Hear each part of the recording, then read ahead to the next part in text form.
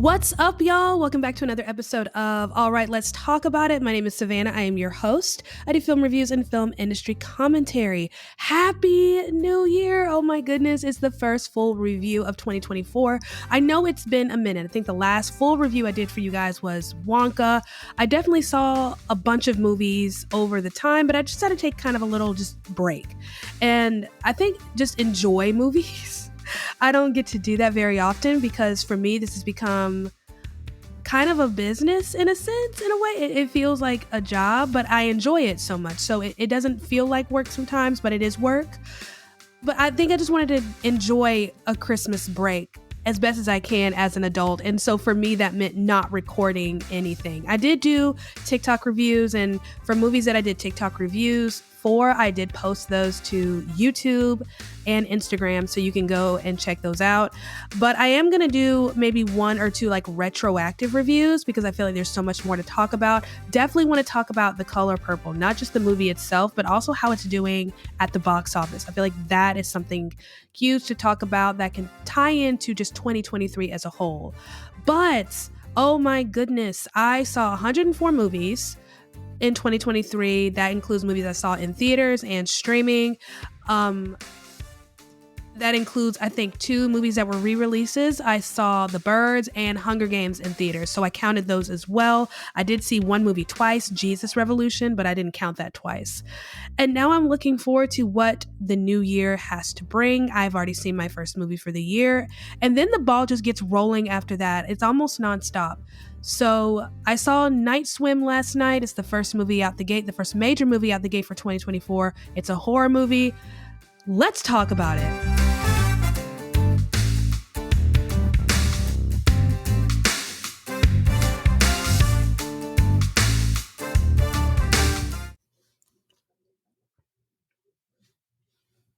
So this is Night Swim. It's directed by Bryce McGuire in his directorial debut. Sort of. We'll get into that in a second. And it stars Wyatt Russell, Carrie Condon, Amelie Hofarrell, Gavin Warren, Nancy Linehan, Jodie Long. So interesting little cast here. The only name I recognize here was Carrie Condon. If you remember, Carrie Condon was nominated for an Academy Award last year for The Banshees of Inisherin. Love that movie. And here she is again in this little horror movie. Now, there's not a whole lot to say about this movie. I'm not going to keep you super long. I know I say that a lot and then I end up keeping you super long. But when I say that, it really is my intention to keep it short. I try and I fail. We'll work on that this year, I guess. I don't know. But this movie is about a family that moves into this house. The dad, played by Wyatt Russell, Ray Waller, has MS. He is a former baseball player who's had to step away from baseball because of this MS diagnosis, and they're looking for a permanent home. You know, when he was in the major leagues, you know, being traded and going from place to place, left the family a little unsettled. And now that he has his diagnosis, they have an opportunity to settle down as a family, and they're looking for their forever home. They end up finding this house that's had some, it seems, some issues in the past, hasn't been lived in for a while, but there's a nice little pool in the backyard. They just need to clean it up. So the family moves in, you know, husband Ray, wife Eve, played by Carrie Condon, and their 2 kids, older daughter Izzy, and then younger son Elliot.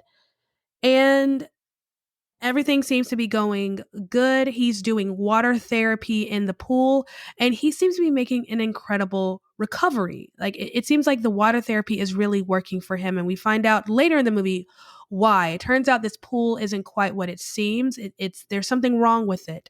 And at the beginning of the movie, we're introduced to another family, a little girl named Rebecca, who ends up drowning, as it seems, in this pool. And that's where we learn from the very beginning that there's something wrong with this pool. So we know from the jump, before we even meet the Waller family, that they're moving into a very dangerous situation. And I like movies like that. I like when we get to play, you know, omniscient as the audience, and we know things the audience doesn't.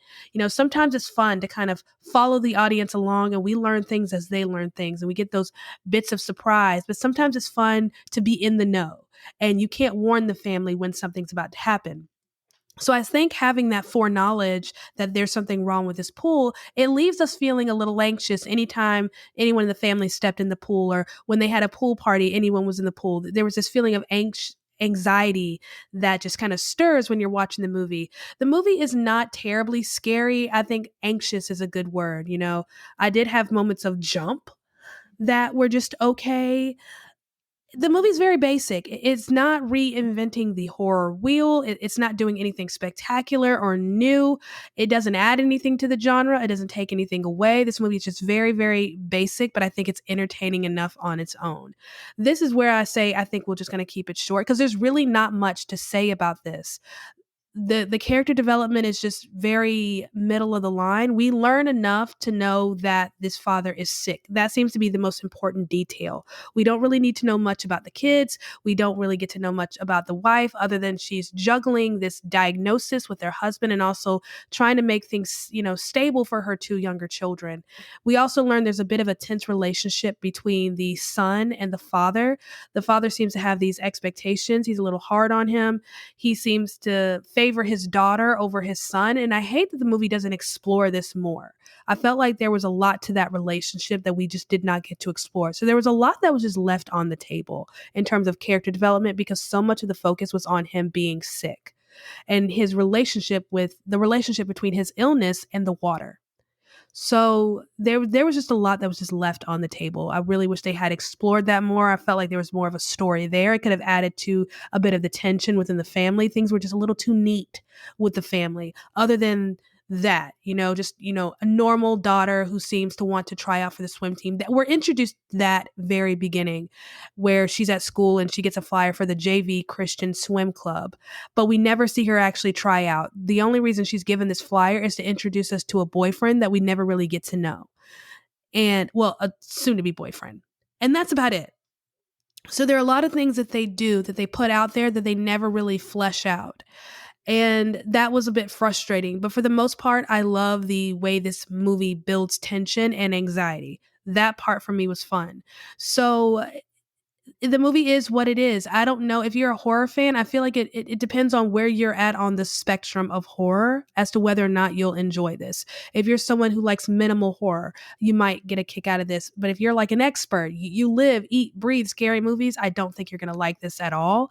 It's just very, very basic. Again, this movie doesn't do anything new. We've seen a lot of these tricks before. The problem is this movie doesn't do those tricks very well. However, this is this director's directorial debut.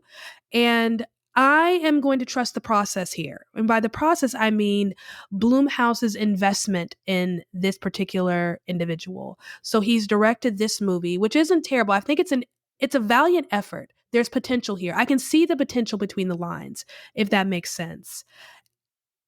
And they clearly believe he has some talent in this genre because he's actually one of the writers or co-writers for another Blumhouse movie coming out this year called Imaginary.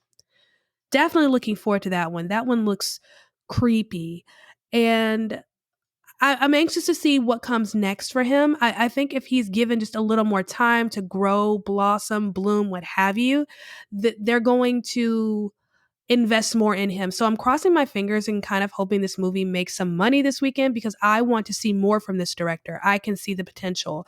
I can see the love he has for the scary movie genre, and I want to see what he does with that passion. I think it's there. But he's definitely influenced by Blumhouse in general. This had kind of a insidious feel to it. There were some long shots of the front of the house, a way to kind of distance ourselves from the scary for a bit. So this is produced by Jason Blum of Blumhouse and James Wan of the Conjuring universe, Insidious, all that jazz. So that's basically it for this. I mean, really, there isn't a whole lot to say. There was some things that worked and some things that didn't. I don't really know. I could BS for another 10 minutes, but that's the best I can give you. It's basic, it's elementary, it's got a lot of flaws, but it builds tension and holds anxiety really well. It reminds me a bit of an episode of Are You Afraid of the Dark called Dead Man's Float, the acid monster.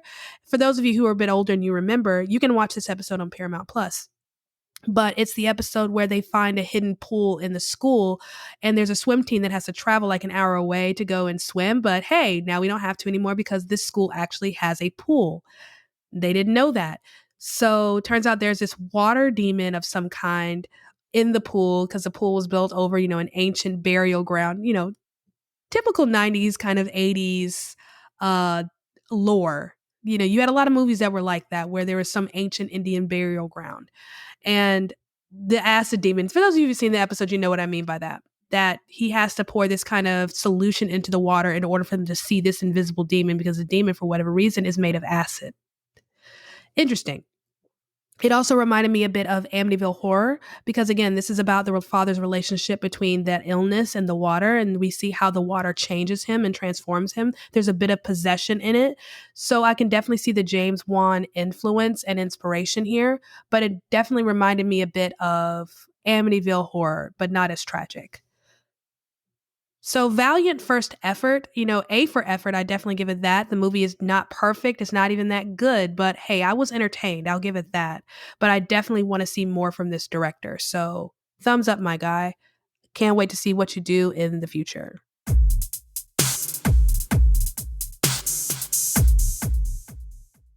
All right, Parental Units, this is the part of the podcast where I answer your most burning question. Is this movie appropriate for my child? There's nothing outlandish in this movie. There's no nudity or anything like that. No sex scenes, kissing. That's about it. Gunky stuff coming from the eyeballs, demon possession, kind of, sort of. But there's nothing untoward. Whether or not you allow your child to see this movie really depends on what you allow in your home. It's one of those kinds of movies. I don't think there's anything in here that's going to scare them too bad or give them nightmares. I mean, kind of, sort of, when you think about it, because this is a very basic fear for people. It's a very normal fear of the water, fear of the unknown, and, fear of drowning. So I think it can tug at that a little bit. So just be wary, your child. But it is rated PG-13. But there's nothing in here that's inappropriate. There's no nudity or anything like that. You're not going to see a child die. You do see a child disappear in the water, but you don't see anybody die. So I would ask this: would you let your kids see Insidious or The Conjuring? If you answer yes to those, go for it. If you say, nah, they're not old enough, not appropriate for our family, then maybe wait for this to come on streaming. But they'll be all right. Again, the movie's not terribly scary. It just builds anxiety. And I hope that helps. Want to advertise on this podcast? Check the episode description to see how you can be featured on the next episode.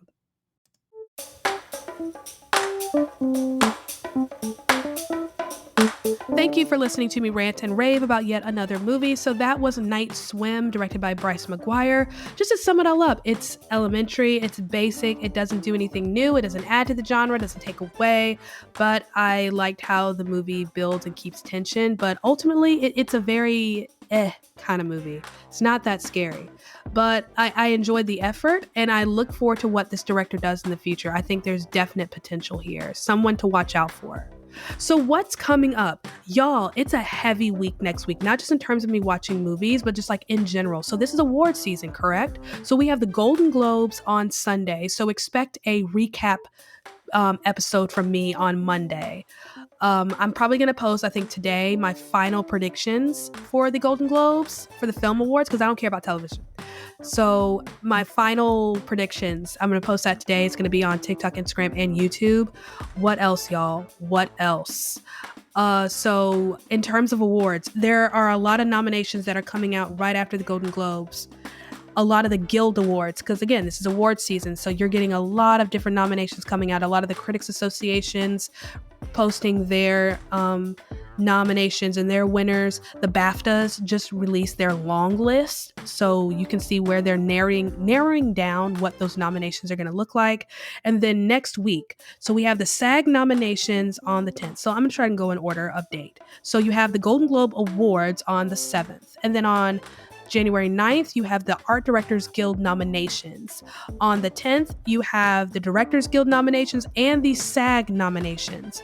And then on the 11th, you have the Cinematographers nominations. And then on the 12th, you have the Producers Guild Award nominations. That one is important. Producers Guild is basically that's going to tell us what the Best Picture field is going to look like for the Oscars.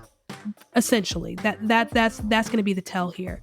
So yeah, a lot is going on. I think I'm just going to combine everything the best I can into like one big recap video for those guild nominations, but I am going to give you a recap video for the Golden Globes, and that should get to y'all by Monday.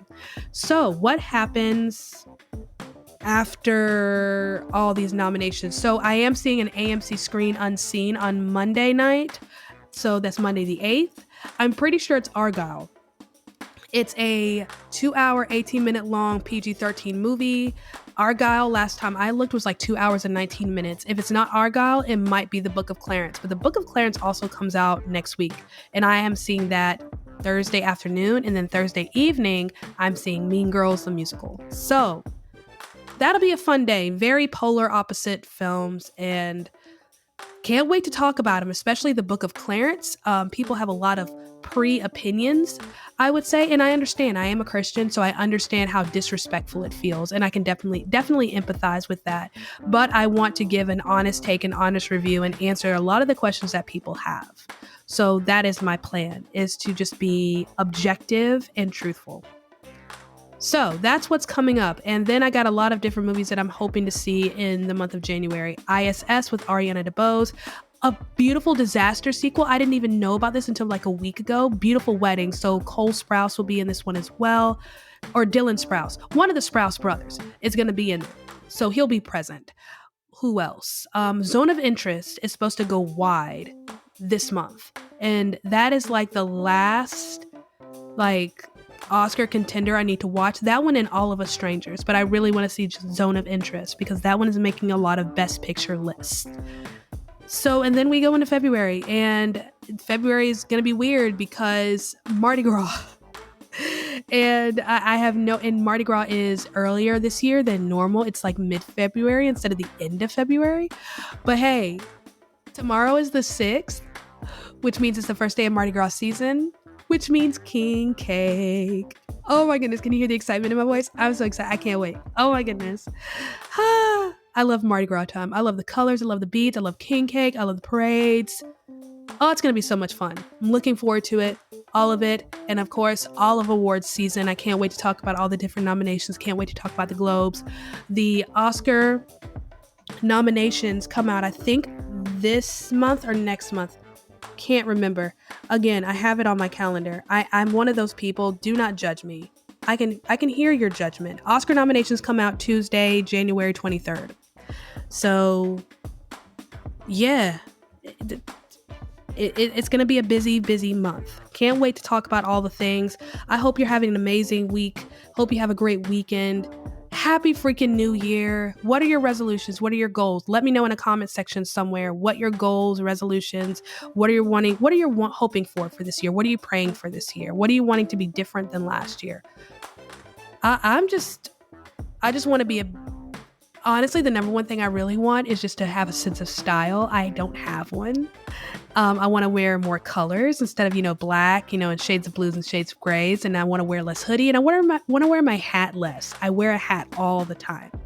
So I'm wanting to develop a sense of style, something that expresses me besides just covering myself up. What are some of your goals and thoughts for the upcoming year? Can't wait to hear from you. I love y'all much. So glad to be back with you, and I will see you next time.